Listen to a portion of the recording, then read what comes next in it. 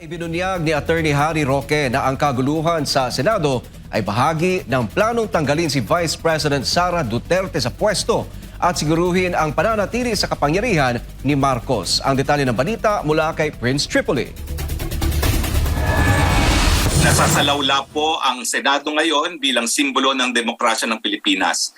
Ang kaguluhan sa Senado ay bahagi ng isang malaking larawan o script na ang layunin ay buwagin ang hanay ng mga Duterte. Ito ang interpretasyon ni Attorney Harry Roque, dating spokesperson sa Malacanang, sa mga huling kaganapan sa loob ng Senado na tinawag niyang pagsalaula sa demokrasya ng bansa.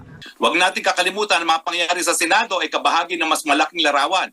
Nais nilang talagang mapatanggal si Inday Sara Duterte nang sa ganon mawala ng banta ng Marcos Forever Part 2. Dagdag ni Roque, ito ay simula na ng pag-atake sa mga kaalyado ng Vice Presidente sa Senado. Bukod anya sa tangkang pagpapakidnap kay Senator Bato de la Rosa sa pamamagitan ng iligal na pag-aresto, posibleng masundan ito ni na Senator Bongo at 3 pang senador na idinadamay sa flood control scam. Layunin daw nitong takutin at bawasan ang mayorya sa Senado na pabor sa mga Duterte upang maging madali ang pagpapatalsik kay VP Sara. Ayon kay Roque, posibleng pagpapalawak sa kapangyarihan ni Marcos Jr.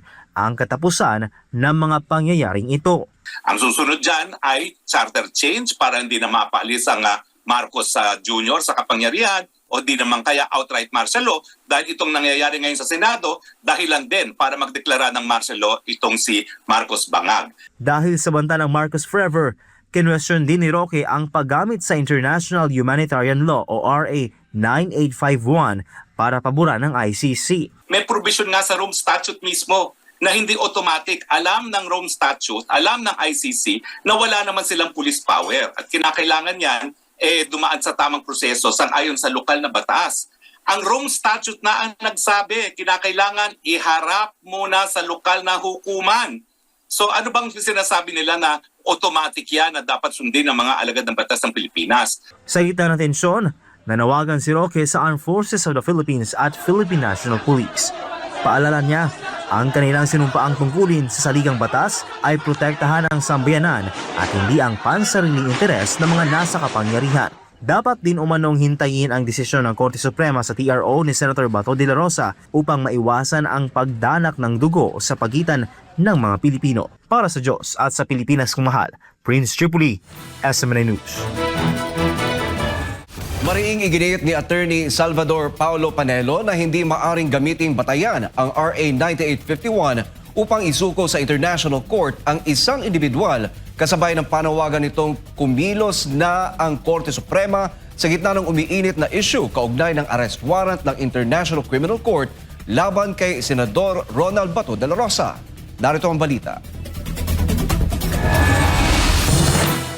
Kinontra ni Attorney Salvador Paulo Panelo Jr. ang paggamit ng Department of Justice sa Republic Act 9851 bilang batayan sa pagsuko ng bansa sa isang individual sa International Court. Kaugnay ito ng umiinit na usapin sa umano'y arrest warrant ng International Criminal Court o ICC laban kay Senador Ronald Bato de la Rosa. Walang matinong abogado sa aking opinion ang makakapagsabi na yung RA 9851 na yan, yung Section 17, ay pwedeng talunin yung due process clause at yung clause on right against unlawful arrest ng Constitution. It doesn't work that way.